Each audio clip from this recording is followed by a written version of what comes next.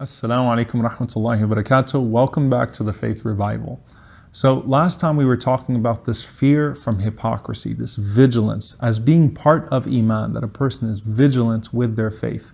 Why is that? Because the very vessel that holds Iman is inherently inconsistent. The heart is always inconsistent. The Prophet ﷺ tells us that that's why it's called al-qalb. It's called the qalb, which means it's always turning, because it's always in the state of tataqallab. It's always turning in different directions. The heart is always in movement. It cannot be still all the time. And so a person has to try to settle it. And he said, sallallahu alaihi wasallam, that the heart of the son of Adam is more inconsistent than boiling water. So you can imagine the movement of the heart. The more iman a person has in the heart, the more they're able to settle it, but the heart is always moving. And if you stop settling it, if you stop filling it with iman to keep it still, then it's inevitable that it's going to turn, and you will not be able to control the degree to which it turns and how far it will go or where it turns to.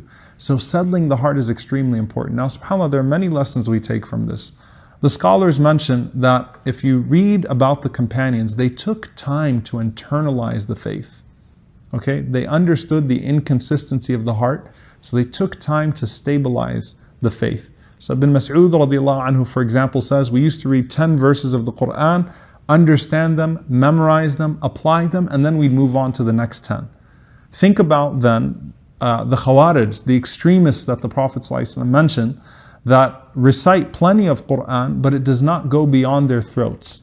You know, there's a saying that extremists are blinded by the light, they're not guided by the light. What happens if water keeps on boiling?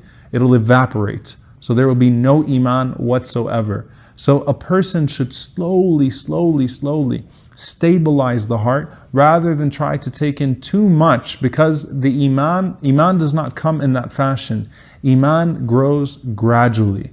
You don't suddenly jump in and take it all in. It grows gradually, and a person has to make their heart consistent. So there are two supplications from the Prophet ﷺ that we'll learn today, inshallah, that are very similar.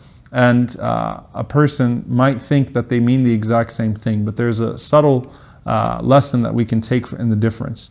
The first one is the most frequent supplication of the Prophet ﷺ, that he would always say, Ya muqallib al-qulub, thabbit qalbi ala dinik. Ya muqallib al-qulub, thabbit qalbi ala dinik. O turner of hearts, make my heart firm on your path. If the Prophet ﷺ made that dua more frequently than any other dua, then what then for us? Does the Prophet ﷺ fear hypocrisy? Does he fear that his heart will be turned in any other direction?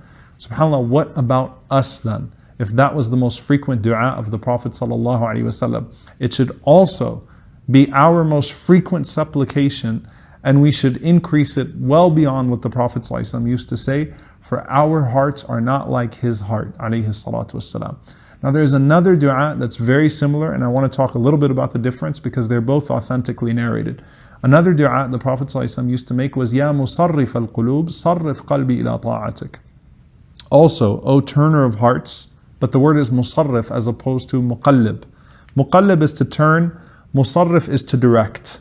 Okay, and siraf is to direct. So, O director of hearts, direct my heart to your good deeds. So, Ya muqallib al-qulub, thabbit qalbi ala dinik. Ya musarrif al-qulub, sarrif qalbi ila ta'atik. Ya muqallib al-qulub, the first one, which is the most frequent dua, is really to maintain your heart upon the path of Allah, longing for Allah and away from sins. So away from turning to that which is displeasing to Him. The second supplication is that Allah directs your heart to good deeds. So one is that Allah keeps your heart away from turning towards that which is displeasing to Him. The other is that Allah subhanahu wa ta'ala turns your heart towards that which is pleasing to Him.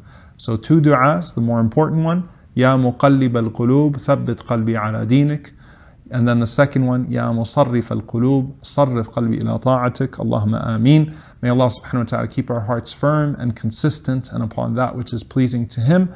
And may Allah subhanahu wa ta'ala fill our hearts with longing for Him so that we meet Him in that state. Allahumma ameen. See you next time, inshallah. Assalamu alaikum wa rahmatullahi wa barakatuh.